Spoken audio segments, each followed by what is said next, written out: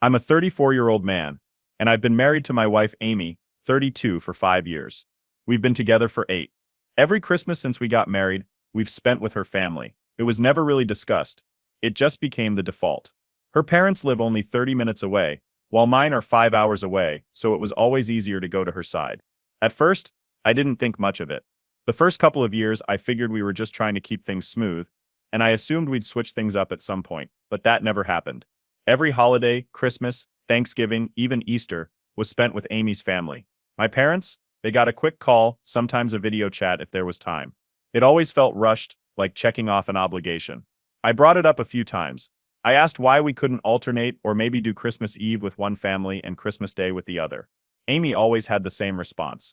It's just easier to go to my parents' house. She'd point out that my family was far away, that traveling during the holidays was a hassle, that her parents expected us there. It was always the same reasoning, and every time I let it go. But it wasn't just the holidays.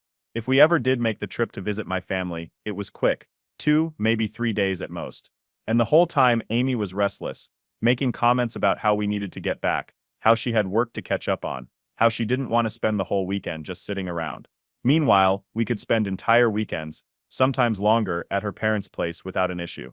Over the years, my parents started noticing. My mom brought it up once, asking if we'd ever spend Christmas with them. I told her we'd try, but deep down, I knew it wasn't going to happen unless I put my foot down. Every year, I felt guilty, but I didn't want to start a fight over it. This year, though, something shifted. I realized I was tired of going along with it. I missed spending Christmas with my family. I wanted a change. So a few weeks before Christmas, I told Amy that this year I was going to my parents' house. Just like that. No asking, no waiting for permission. I just said it outright. Amy's reaction was immediate. She was stunned, like she couldn't believe I'd even suggest it. At first, she thought I was joking. When she realized I wasn't, the excuses started. It's so much easier to go to my parents' house. You know they expect us there. Your family understands, but mine will be devastated. Why are you doing this now? I told her it wasn't about doing this now. It was about the fact that for 5 years we had done Christmas her way. It was time to switch things up. I wasn't asking her to give up her family Christmas forever. Just this year. That's when the accusations started. She said I was being selfish, that I didn't care about her family's traditions, that I was trying to ruin Christmas. I pointed out that we'd never spent Christmas with my family. Not once, but that didn't seem to matter. To her, any change from the norm was a betrayal. Then came the ultimatum. She told me that if I went, she'd stay behind. That Christmas was meant to be spent together, and if I was going to abandon her, she wasn't coming with me. I told her that was her choice, but I was still going. From that moment, everything changed. Amy started acting differently. Short, clipped responses, cold looks, passive-aggressive comments about how she hoped I had fun. She stopped bringing up Christmas plans, acting as if the conversation had never happened. If I mentioned it, she'd roll her eyes, or change the subject. Then, her family got involved. Her mom texted me, saying how sad they were that I wouldn't be there, how Christmas wouldn't be the same without me. Her brother called, asking if I was really going to ditch the family tradition like this. Even some of our mutual friends chimed in, telling me I should just go along with it to keep the peace. The guilt tripping was in full force. Meanwhile, my parents didn't pressure me at all. My mom just said they'd love to have me, but they understood if I couldn't make it. That made it even clearer to me how lopsided this whole thing was. As the days went by, Amy and I barely spoke. When we did, it was tense. She refused to help with any Christmas shopping for my family, saying she wasn't wasting time when I was the one ruining the holiday. Christmas was creeping closer, and the tension in the house was unbearable. I knew Amy was hoping I'd back down, that at the last minute I'd cave and say, "Fine, let's just go to your parents' place." But I wasn't going to. Not this time. And she knew it. After that conversation, it was like Christmas didn't exist in our house. Amy completely stopped talking about it. No decorations, no discussions, nothing. If someone asked about our plans, she would either ignore the question or answer like nothing had changed, like we were still spending Christmas at her parents' house. Every time I brought it up, she'd sigh, roll her eyes, or pretend she didn't hear me. Then came the guilt trips.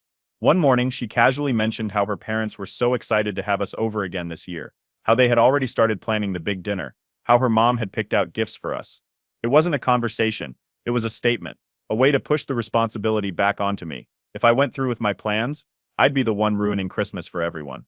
The messages from her mom started soon after. First, they were subtle, a simple hope to see you for Christmas, or can't wait for our holiday traditions. But when I didn't respond with the confirmation they were expecting, they escalated. It won't be the same without you. Amy's really upset about this. We don't understand why you're doing this. My parents, on the other hand, were the opposite. When I told them I was coming, my mom's reaction was warm but cautious. She said they would love to have me, but they didn't want to cause any problems between me and Amy. There was no pressure, no guilt, just genuine excitement to see their son for Christmas. That didn't sit well with Amy. One night, out of nowhere, she accused my parents of trying to steal Christmas from hers. She said they knew what they were doing, that they had been manipulating me into choosing them. When I reminded her that my parents had barely said anything about it, she didn't care. As far as she was concerned, this was a power move. Things blew up over dinner a few nights later. I sat down, and within minutes, the conversation turned into an argument. She kept pushing the same points: how it was unfair to change plans, how I was prioritizing my parents over her, how I didn't care about her family's traditions. I pointed out, again, that we had spent 5 Christmases with her family, and none with mine. That was the moment she snapped. She pushed her plate away, stood up, and stormed off to the bedroom. An hour later, her brother called.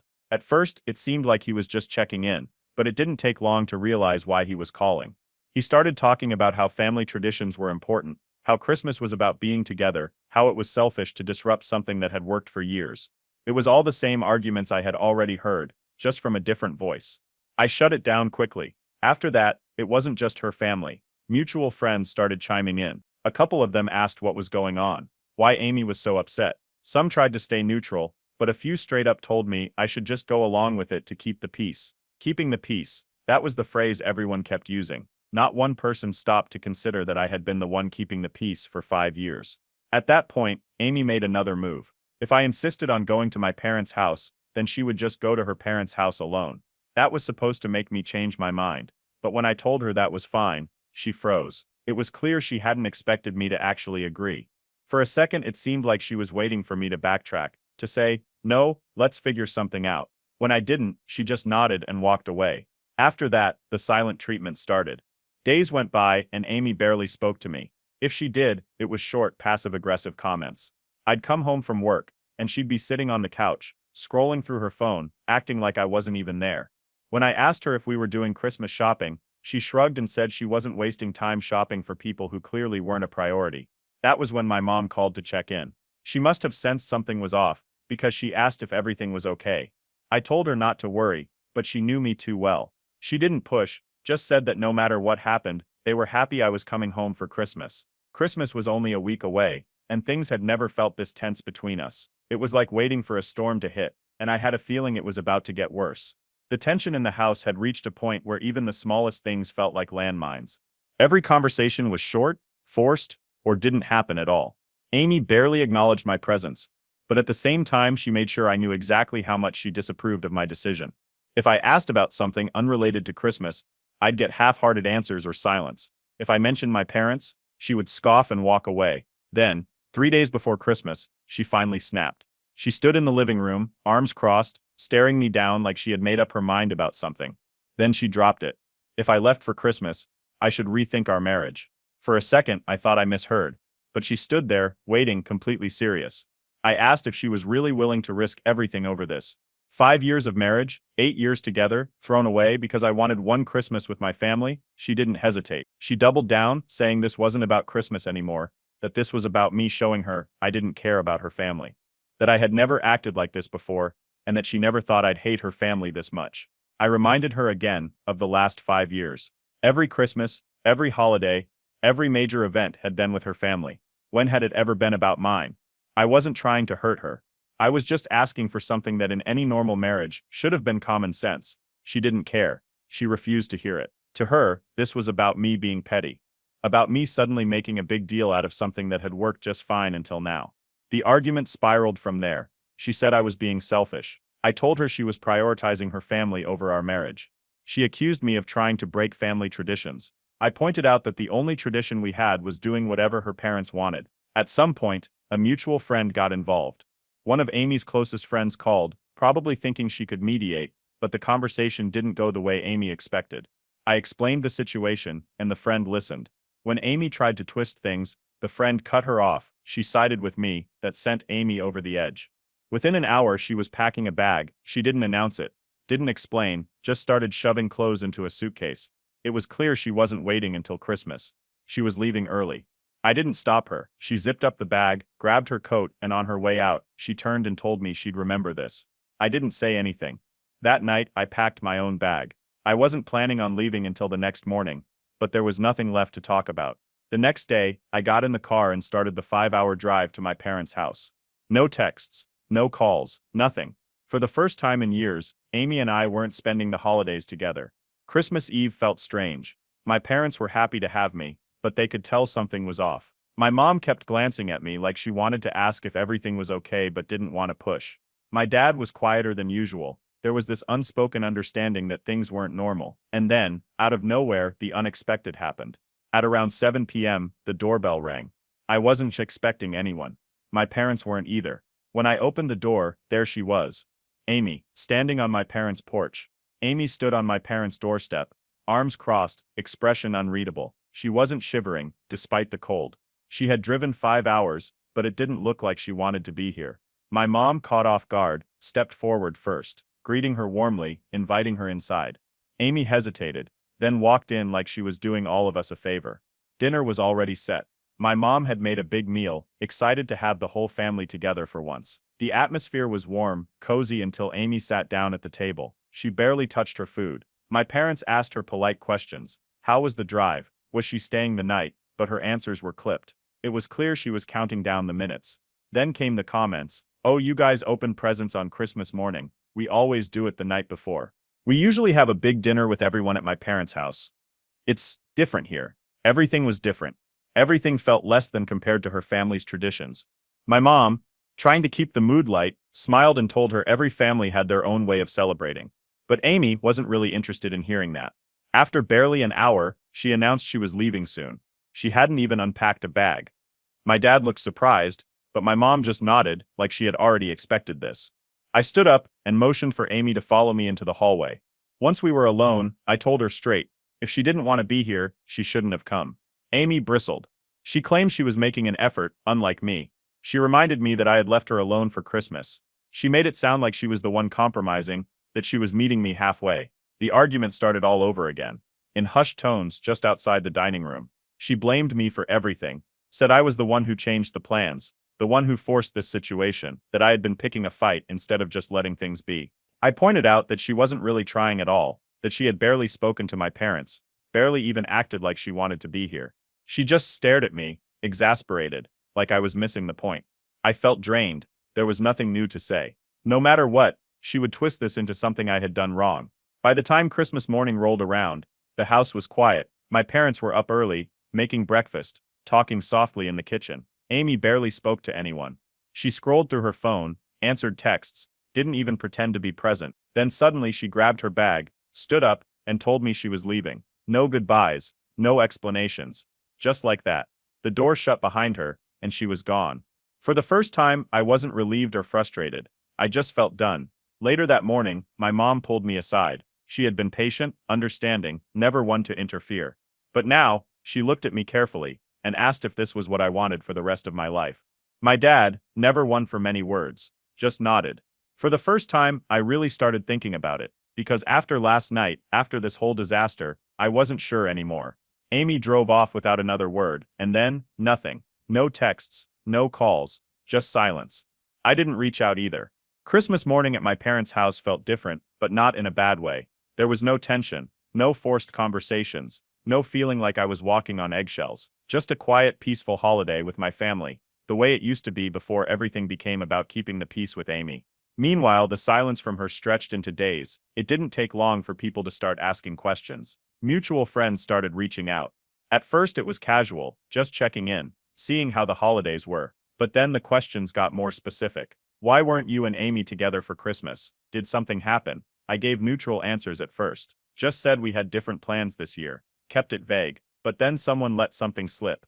Amy had been telling people that I abandoned her for Christmas. The story she was telling made it sound like I had blindsided her, that I had selfishly decided to go to my parents' place last minute, leaving her alone for the holidays, that I had put my parents above our marriage. That was the last straw. I texted her. Told her I knew what she was saying to people, that it wasn't fair, that she knew the truth. She was the one who refused to come with me. She was the one who left early. Her response was immediate. She didn't deny it. Instead, she brushed it off, saying she was just explaining how she felt. Then another jab. Well, you got what you wanted. Hope you're happy. There it was again. The same guilt trip. The same passive-aggressive way of twisting things so that I was the bad guy and she was the victim. I didn't reply. For the first time, I wasn't even angry. I was just done. The days kept passing, and neither of us made a move to fix things. Normally, by now, we would have talked, would have gone back and forth until we settled on some unspoken truce. But this time, it felt different. New Year's was coming up, and we hadn't even discussed it. No plans, no what are we doing, nothing. Instead of rushing back home, I decided to stay longer at my parents' place. At first, I hadn't planned on it, but the more time I spent away, the less I wanted to return to whatever mess was waiting for me. That's when Amy finally called. Her voice was sharp, to the point she wanted to know when I was coming back. I didn't give her a clear answer, just said I was still spending time with my family. That set her off. She accused me of trying to punish her, of dragging this out on purpose, as if this whole situation was just some petty power play on my end. But the truth was, the longer I stayed away, the more I saw things clearly. This was never just about Christmas. It was about our entire marriage, how everything had always been on her terms. And for the first time, I wasn't sure if I wanted to go back at all. A week after Christmas, I finally drove back home. The entire drive, I was expecting tension, awkward silences, another fight, maybe even more passive-aggressive remarks. But when I walked through the door, Amy acted like nothing had happened. She greeted me with a bright, almost cheerful tone, as if we hadn't just spent Christmas apart for the first time in our marriage, as if she hadn't stormed out of my parents' house, refused to call for days, and accused me of punishing her. The house was spotless. The decorations from Christmas were already packed away, the usual holiday clutter completely gone. It was like she had wiped the slate clean, pretending none of it had ever happened. She started talking about upcoming plans, work schedules, a friend's party, things we needed to buy, all normal, casual conversation. The kind of small talk you'd have after a weekend trip, not after a complete breakdown in your marriage. At first, I just listened, trying to figure out where this was going. But the longer she talked, the clearer it became. She wasn't going to bring it up. She wasn't going to acknowledge what happened. So I did. I asked her why she was pretending everything was fine. For a second, her expression faltered. Just for a second, then she shrugged and brushed it off.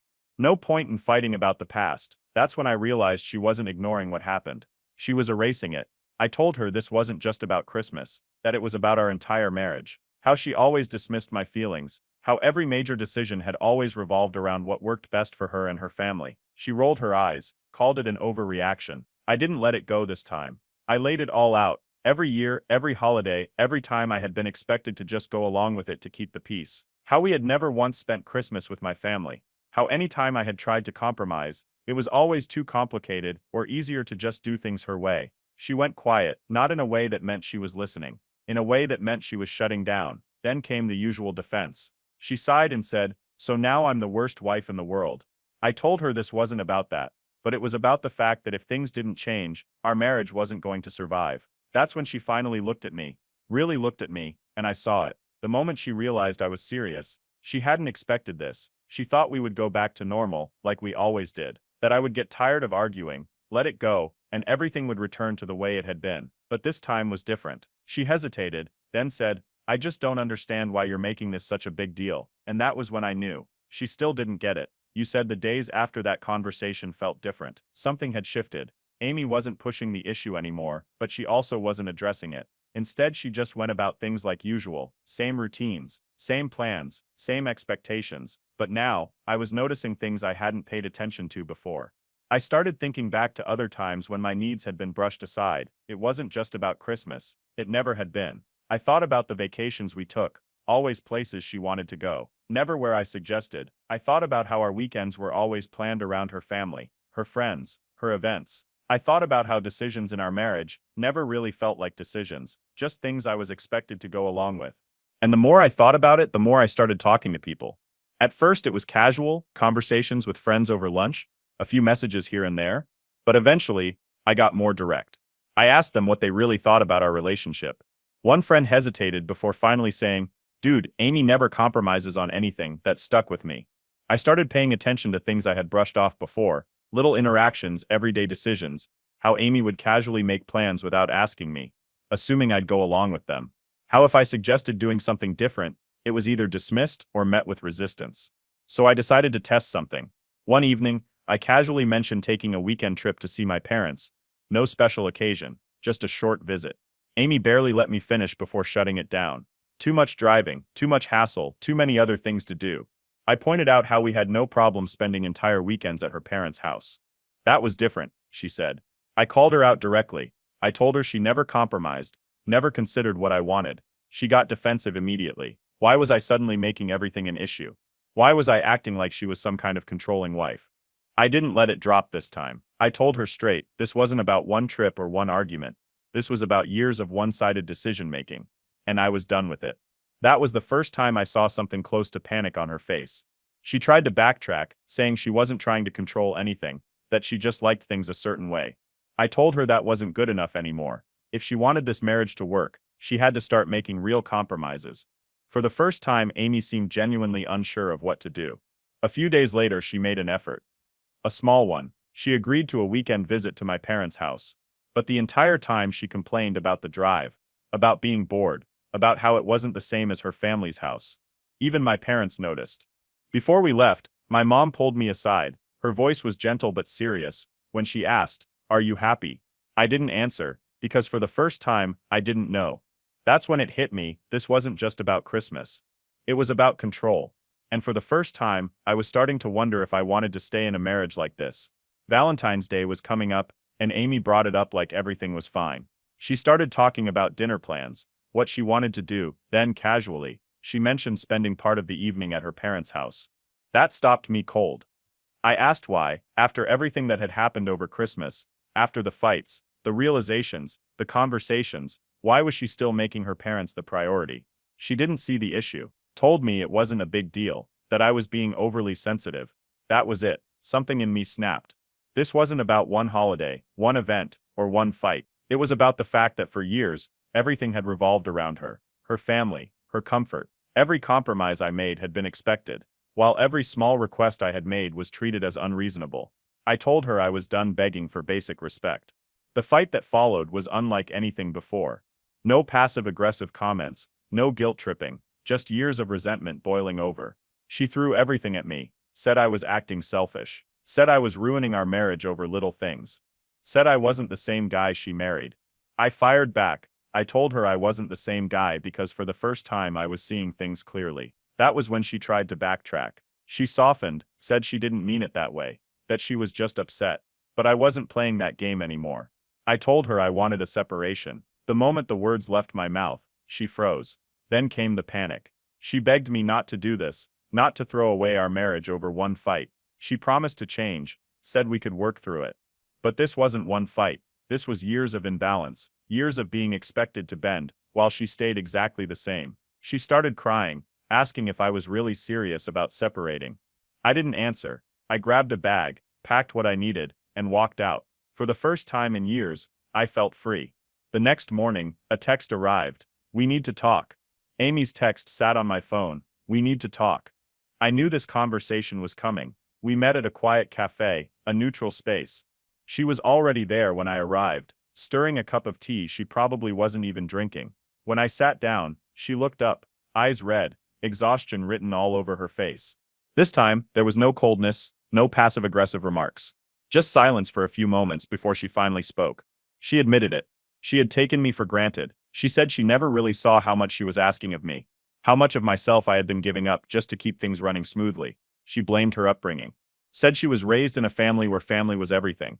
That it wasn't intentional, but she had always been taught that keeping family close was the most important thing.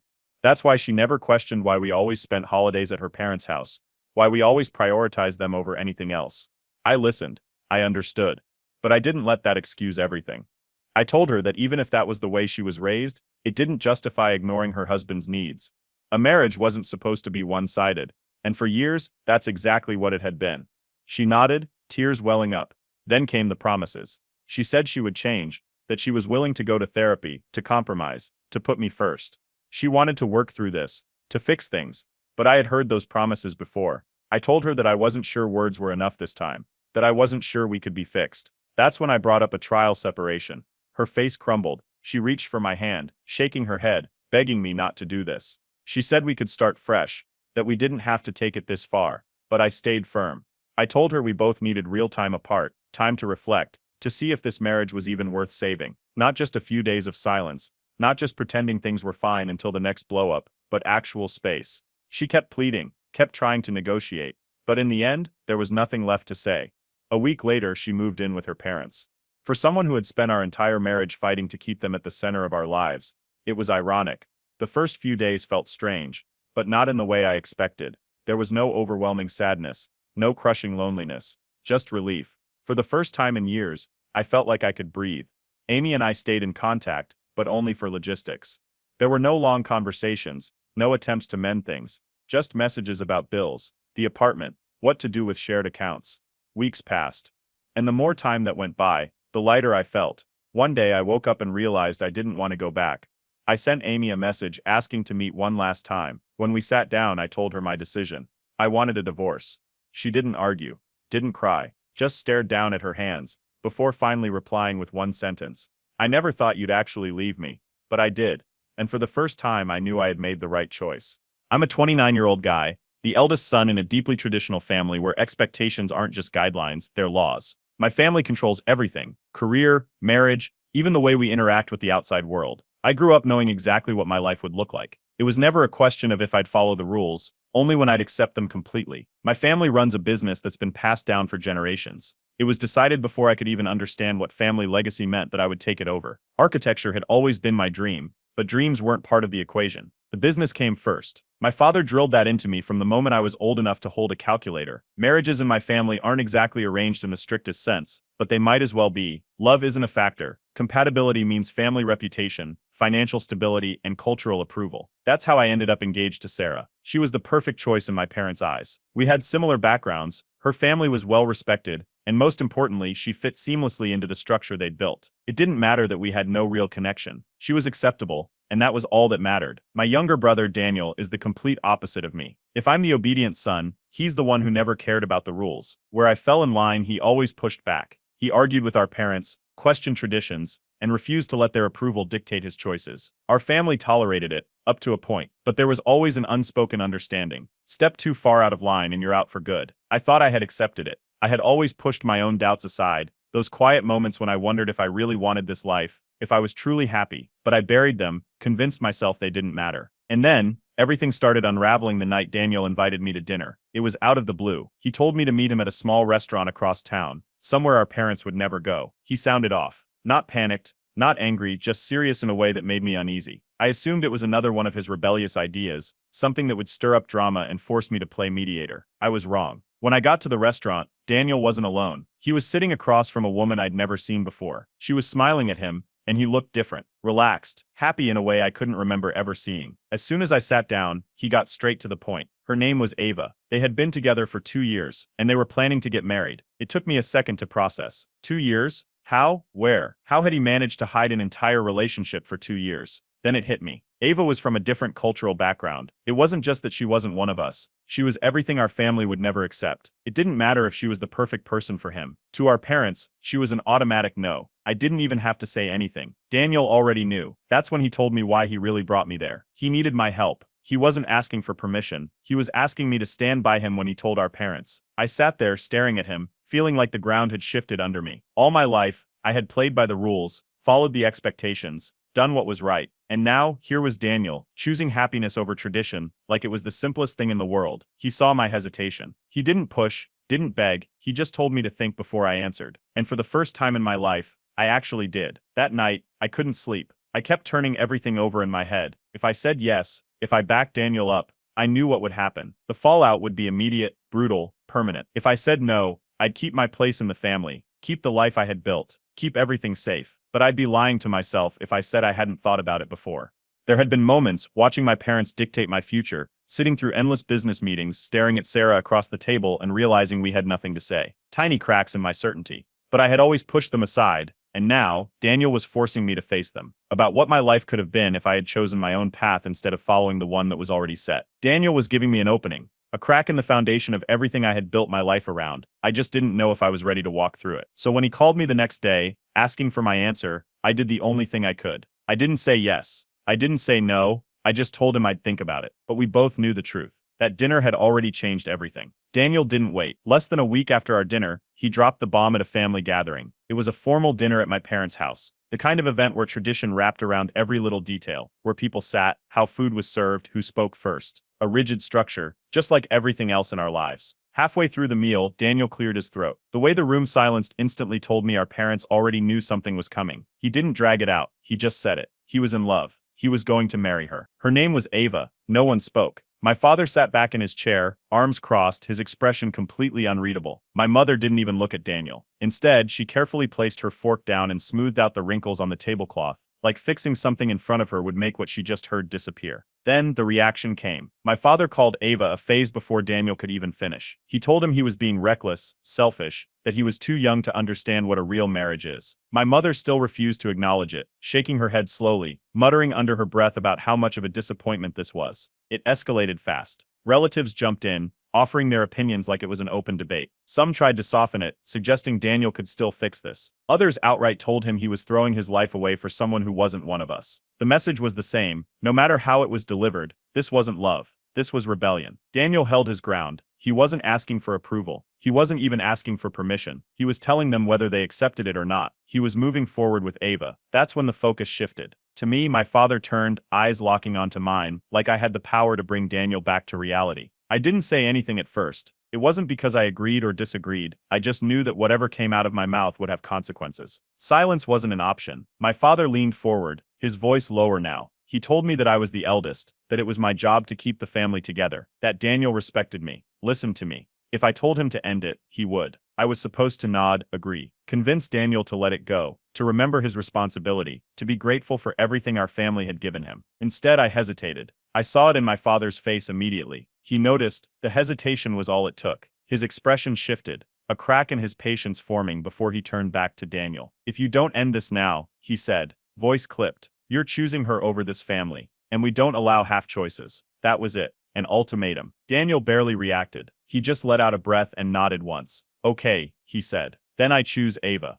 The room exploded again. My mother finally snapped, her voice louder than I'd ever heard it. She kept asking why he was doing this, what she had done to deserve a son who would spit on everything he was raised with. My father just sat there shaking his head, repeating that Daniel was making the biggest mistake of his life. Sarah, my fiancée, had been quiet through all of this. She sat beside me, her posture perfectly straight, her expression unreadable. But later that night, when it was just the two of us, she made her stance clear. At first, Sarah just nodded, agreeing with my parents in measured, polite words. But as the days passed, her words sharpened. She told me Daniel was being selfish, that we had responsibilities, that we were lucky to be born into a family with strong values, with structure, that traditions existed for a reason, and that questioning them wasn't just foolish, it was dangerous. And then she asked me the question I didn't have an answer to. "You do agree with them, don't you?" She was watching me closely, waiting for me to confirm what she already believed to be true. I didn't answer, and that silence hung heavy between us. The fallout came fast. Daniel moved out immediately, but not without preparation. He had been saving money for over a year, working side jobs our parents didn't know about. Ava's family helped too, offering him a place to stay until he and Ava could find their own footing. He wasn't just leaving, he had planned for it. My parents were livid, but they refused to acknowledge their own part in it. They blamed Ava, blamed me for not stopping it, blamed Daniel for being weak. The next time I spoke to my father, he made it clear Daniel was dead to them. He wasn't to be mentioned. No contact, no discussion. And they expected me to follow suit. I tried reasoning with them, telling them at the very least they should meet Ava before making any final decisions. My mother refused outright. My father scoffed, saying, "That woman has already taken one son from me. I won't let her take two." It was the first time I ever felt real resentment toward my family. Sarah noticed. She started paying closer attention to my reactions whenever the topic came up. Every time I hesitated, every time I didn't immediately shut down the conversation about Daniel, I could feel the distance between us growing. A week later, Daniel called me. "I'm leaving," he said. I didn't understand at first. Leaving, he had already left. But he meant something bigger. He and Ava were getting married, and they weren't waiting for approval. There would be no wedding invitations, no negotiations, no last-minute "please think this through" speeches. They were eloping.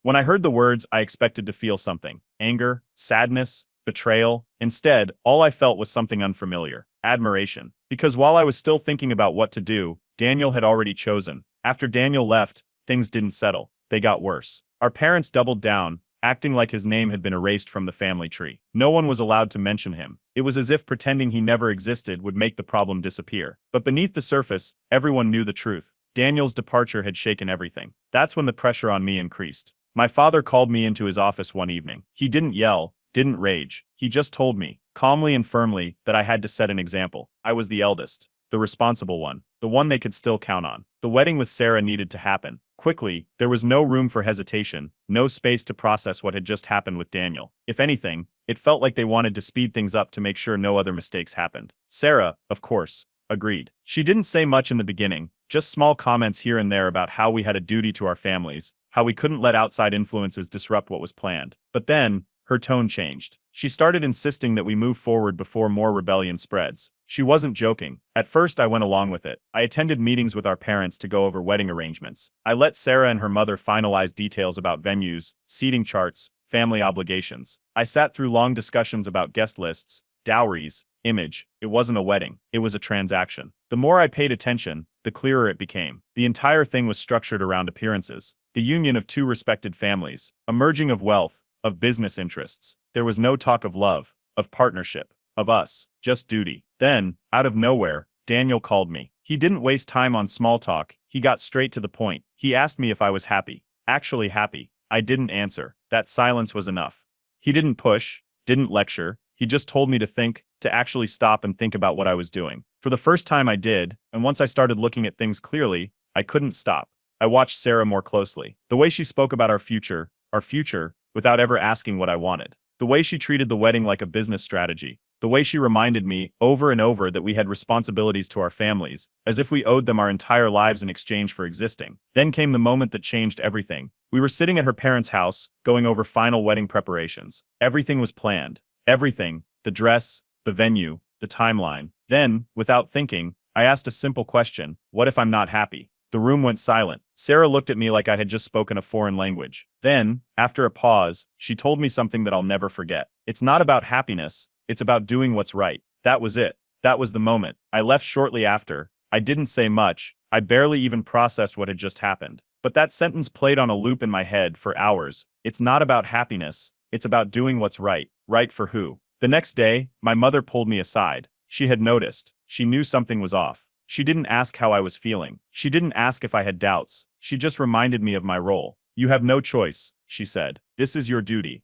That was it. No choice. No happiness. Just duty. I knew then that if I didn't act now, I never would. I didn't waste time. The day after my mother reminded me of my duty, I went to my parents' house. They were in the middle of preparing for an engagement party. Another formal event to cement my future with Sarah. My father was in his office, already speaking to relatives about wedding logistics. My mother arranging details with Sarah's family. I walked in and told them the wedding was off. At first, they didn't react. They just stared. Then, my father let out a sharp laugh, like I had just made a stupid joke. My mother, still holding a guest list, gripped the paper so tightly it crumpled in her hand. My father spoke first. He wanted to know what exactly had changed. I had always done what was expected, always made them proud. So what happened? I didn't give them a long speech. I just told them the truth. I wasn't going to marry Sarah. Silence. Then the reaction hit all at once. My father slammed his hand on the desk, his voice rising with every word. My mother looked like she had been physically struck. The accusation came immediately. Daniel had poisoned me, filled my head with nonsense. He had been lost for a while now, but me, I was better than this. I expected anger. I expected threats, but nothing prepared me for the moment my father said it. If you do this, you're nothing to us. That was the moment my mother broke down. Tears, shaking her head, not begging, grieving, like I had died right in front of her. And then Sarah arrived. She must have been told before she even walked through the door, because the moment she saw me, she looked ready for a war. She didn't ask questions. She didn't try to reason with me. She demanded to know why I was humiliating her like this. Before I could answer, she turned to my parents. She wasn't just upset, she was furious. She blamed Daniel, blamed Ava, blamed my family for not keeping things under control before it got to this point. She wasn't crying. She wasn't heartbroken. She was angry that everything she had planned had just been ripped away. Then came the next threat. My father told me I was cut off. Completely. No financial support. No inheritance. No stake in the family business. Nothing. That wasn't the worst part. The worst part was that he looked me in the eye and told me I would regret this. That in 5 years when I was struggling, I would come crawling back. And when I did, there would be no place for me. Sarah stormed out first. My mother followed after, too devastated to even look at me. My father just sat back down, shaking his head, already treating me like I was a stranger. I left without another word. The fallout didn't stop there. The next morning, my phone blew up. Aunts, uncles, cousins, fix this. Apologize. Don't throw your future away over a moment of stupidity. The messages kept coming. Some were angry, some were desperate, but the meaning was the same. I was making the wrong choice. Then, the final call came from my father. One last offer. If I went through with the wedding, if I did what was right, they would forget this ever happened. I told him no, the line went dead, and just like that, I was out. I called Daniel that night. He didn't act surprised, he just asked where I was, told me to come over. I had nowhere else to go, so I went. When I got there, Ava answered the door. No judgment, no pity, just a quiet nod before stepping aside to let me in. Daniel was in the kitchen, already pulling out drinks like we were celebrating something. For the first time in weeks, I let out a breath I didn't even know I was holding. We sat on the balcony that night, drinking in silence. At some point, Daniel spoke. He didn't tell me I did the right thing. He didn't say I told you so. He just told me one thing. It's worth it. Was it? I wasn't sure, but I wanted it to be. The next few days were a blur. My bank accounts were locked. My apartment, paid for by my parents, was no longer an option. Every financial support I had was gone. I had to figure out what was next. Daniel offered to let me stay with him and Ava, at least until I found a place of my own. I took him up on it. Ava helped me rewrite my resume. My work experience was all tied to the family business, which meant finding a job wouldn't be easy. But I had no other choice. Then, something unexpected happened. For the first time in my life, I had no schedule, no pre-planned meetings, no obligations to my family's business. I could wake up whenever I wanted. I could go wherever I wanted. It was terrifying, and also freeing. I started looking into architecture programs again. It had been years since I thought about it seriously, but now, I had nothing holding me back. I didn't know how long it would take to rebuild my life. I didn't know if I made a mistake, but for the first time, my future was mine. Being cut off sounded dramatic when my father first said it, but the reality hit me harder than I expected. The money was gone. My bank accounts, previously maintained by family wealth, were frozen. My credit cards, tied to my parents, stopped working overnight. The apartment, technically owned by a family trust, was no longer an option. I had nothing. Daniel and Ava took me in without hesitation. Their apartment wasn't huge, but it was theirs. Unlike the life I had left behind, every inch of their space felt earned. They had built their life without our family's approval, without financial backing. And now, I had to do the same. Job hunting was a disaster. My resume was basically useless. Every job I had held was within my father's company, and my titles were impressive on paper: manager, executive assistant, operations strategist. But in interviews, the questions always cut through the illusion. What did you actually do? What decisions did you make on your own? Can you name a project you built from the ground up? I had no traditional experience, no references outside of family, and no connections that weren't tied to my old life. Applications went unanswered. Interviews ended awkwardly when I couldn't prove I had real-world experience. One hiring manager glanced at my resume and asked what I could do outside of being born into the right family. I didn't have an answer. While I struggled to find a job, the messages kept coming. Some from extended family: "You've made your point. Come back before it's too late." Others from old family friends, urging me to stop embarrassing my parents. Then, Sarah. It was long, formal, and filled with words like selfish and irresponsible. She called my decision a betrayal, saying I had ruined my parents' legacy for a silly phase. I read the message twice, then deleted it. One night, Daniel handed me a beer and sat next to me on the balcony. He didn't lecture or pity me. He just told me the truth. Starting over was brutal, but worth it. He reminded me of how our family had written him off too. The first year after being cut off, he worked dead-end jobs, struggled to afford rent, almost gave up a dozen times. But then he found his way.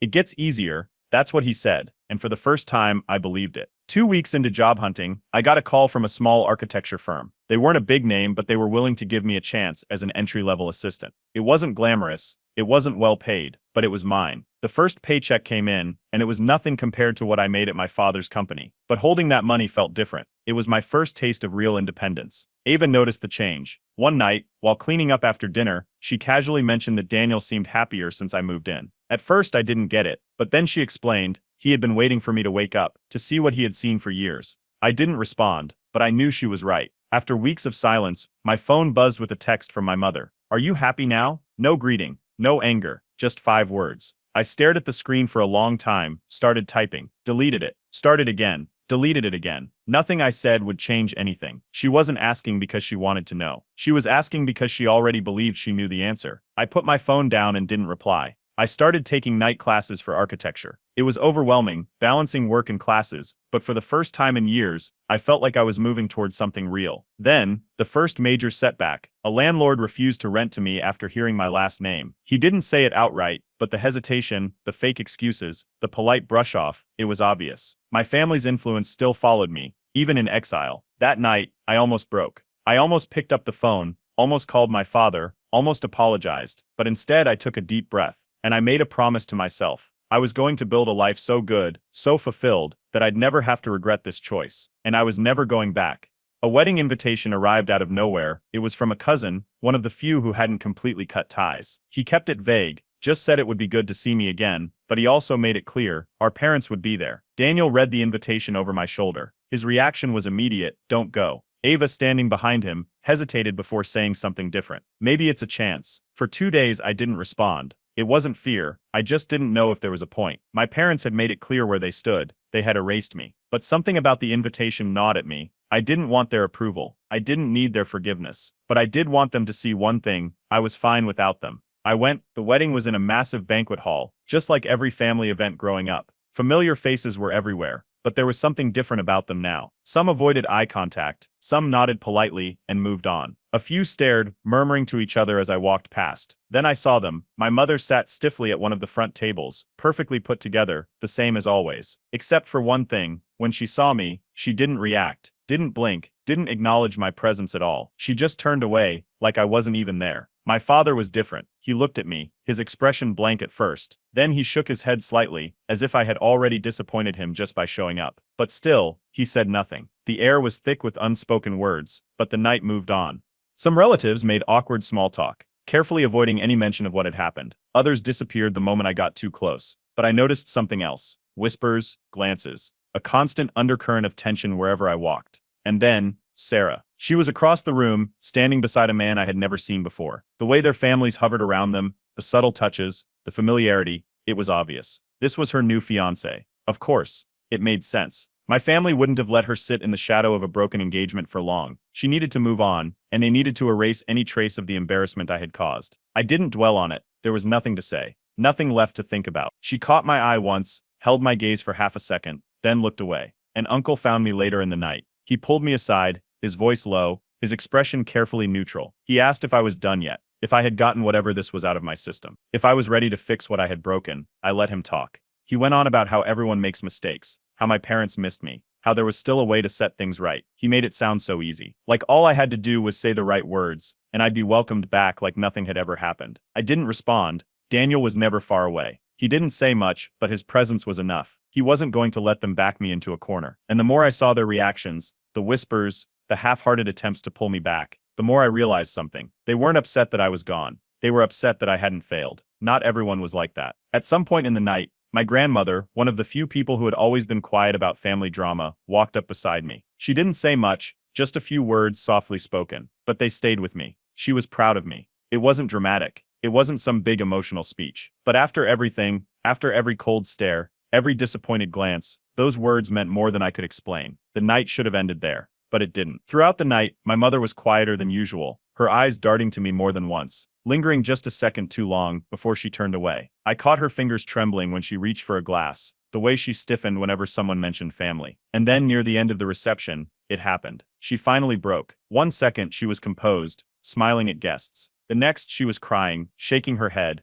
words spilling out loud enough for people nearby to stop and look. "You tore this family apart. You didn't have to do this. Why did you do this?" Someone tried to calm her down. She pushed them away. My father stood beside her, face stone cold, letting her speak for both of them. Then he finally spoke. "You'll regret this when you're older." I didn't argue. I didn't explain myself. I just looked at him and said the only thing that felt true. "I already regret not doing this sooner." The silence that followed was heavier than any screaming match could have been. I left shortly after, walked out without looking back. Not because I was angry, not because I had won, but because there was nothing left to say. That night, as I stepped outside, I realized something. They never saw me as a son. They saw me as an obligation. And now I wasn't their obligation anymore. Life didn't magically fix itself after the wedding. There was no dramatic moment of closure. No perfect resolution. My parents hadn't reached out. No relatives came knocking with apologies. The silence was final, but I had other things to focus on. Work at the architecture firm picked up. The pay was still small, but I was learning. Every day felt like building something,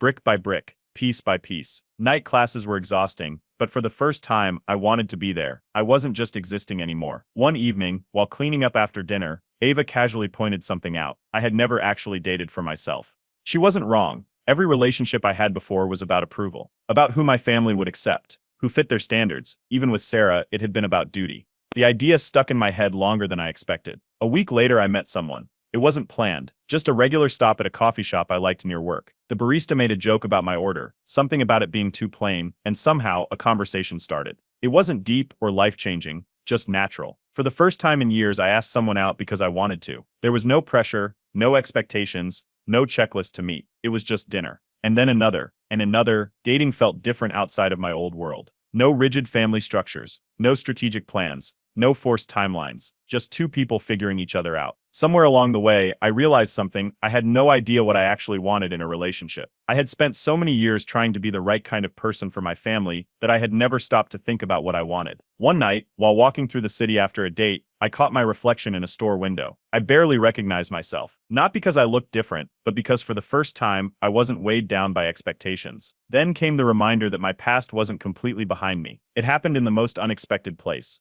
A grocery store. I was picking up things for dinner when I noticed two familiar figures down the aisle. Sarah's parents. They saw me, paused, exchanged a glance. Then, without a word, they turned and walked the other way. I didn't follow. I didn't try to fix it. I just stood there watching them go, realizing how different I was from the person they had once expected me to be. Later that night, Daniel and Ava noticed I was quieter than usual. They didn't pry, just reminded me of something simple. Love isn't about control. It's about choice. The longer I spent in this new world, the clearer that became. I met my girlfriend's friends a few weeks later. They were nothing like the people I grew up with. No hidden agendas, no constant calculations of status and reputation, just people who genuinely liked each other. It felt foreign at first. Strange even, but then, slowly it started feeling normal. For the first time, I didn't feel like I was betraying anyone. I didn't feel like I had to justify my happiness. One night, while sitting on her couch, she asked me a simple question: "What do you want?" I opened my mouth, but no words came out, because I had never actually thought about it before. That night, I told her everything. About my family, about the wedding, about how my entire life had been built around being who I was supposed to be. She listened. Not with judgment, not with pity, just listened. By the time I finished, something had shifted. For the first time, I wasn't looking for permission to be myself. I just was. And for the first time in years, I went to bed without the weight of disappointing anyone. The knock came late in the evening. I wasn't expecting anyone. Daniel and Ava weren't home, and my girlfriend had just left after dinner. For a second I thought maybe she had forgotten something, but when I opened the door, it wasn't her. It was my father. He stood there, stiff as ever, wearing one of his expensive suits like he had just come from a business meeting. He didn't look angry, didn't look relieved, just there. For a moment neither of us spoke. Then, as if nothing had happened, he asked if he could come in. I stepped aside. He walked in slowly, eyes scanning the apartment. It wasn't much, just a small lived-in space with books stacked on the table, a jacket draped over the back of the couch. A real home, one I had built without him. He sat down, but didn't relax. His back stayed straight, his hands folded on his lap like he was in a boardroom, not in his son's apartment. I waited. After some small talk. How's work? How's school? He finally got to the point. I should have seen it coming. Over the past few months, I had overheard hushed conversations, mentions of missed deals, negotiations that weren't closing as fast as they used to.